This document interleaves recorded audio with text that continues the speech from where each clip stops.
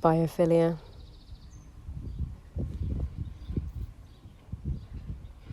Anyone can learn to understand the language of plants.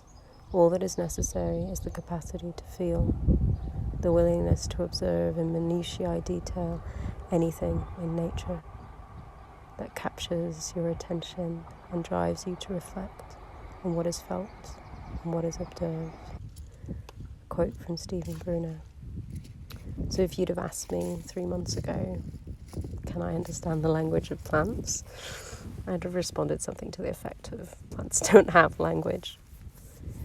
And that's probably because I hadn't allowed my curiosity and my intuition and my desire and my love for plants to develop, so that I just spent time with them, got more curious about them, observed them more.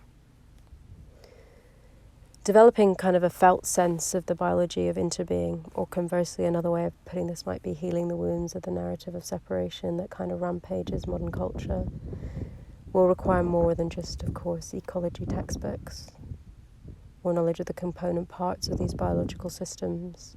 To become once again, for us to become once again integrated into the cosmos, we need to reawaken our biophilic tendencies. Bio meaning life, and philia from the Greek, friendship or affection. And the term biophilia, I don't think yet has come really into mainstream use, but it was propagated by a German psychotherapist in the 1970s who really sought to understand how humans form meaningful relationships with the living world around them, and how this process is mediated by our emotions and the socio-economic systems that we exist within our family units as well.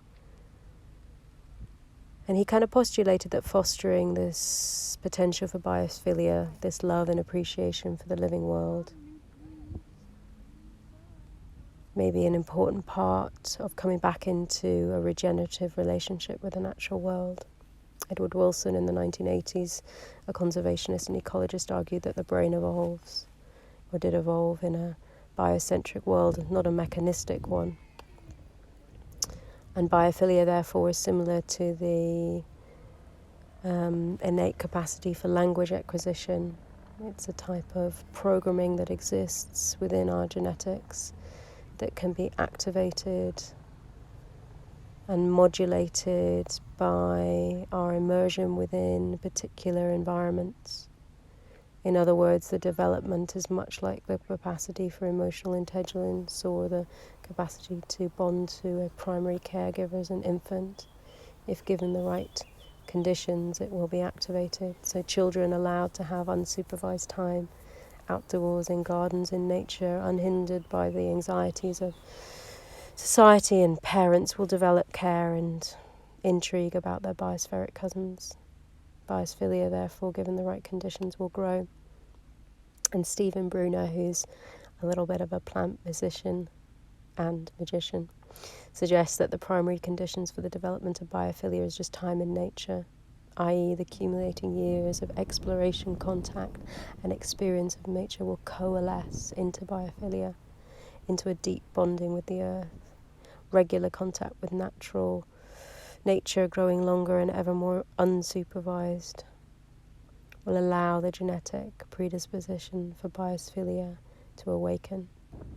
Time outdoors, however, is probably less and less of a mainstream lifestyle choice, as we like to understand our life priorities.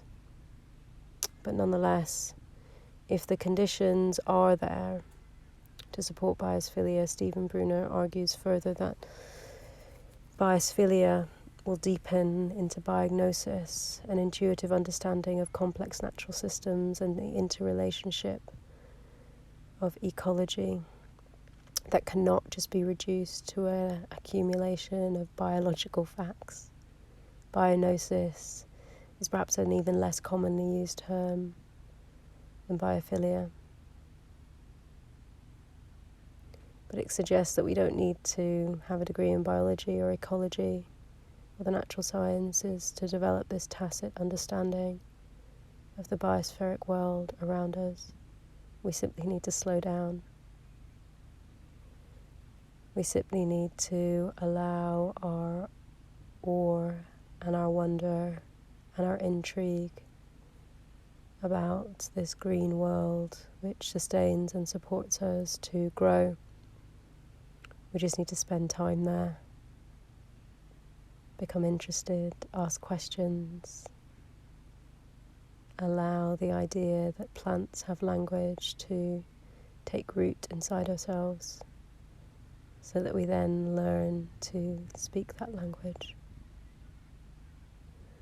And the other interesting thing is that developing an intuitive understanding of the biospheric world does not, of course, negate the reductionist understandings that we've gained from scientific study.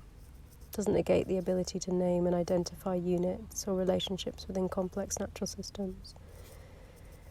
Naturalist and botanical and zoological and geological knowledge based on rationalist or empiricist methodologies probably actually complements and collates the intuition of diagnosis. Too long we've laboured under the false dichotomies of subjectivity and objectivity, of rationalism and empiricism, but actually they can all exist symbiotically, just as so much exists symbiotically within the natural world. So I'd like to invite you on a journey into awakening biophilia and deepening it into biognosis.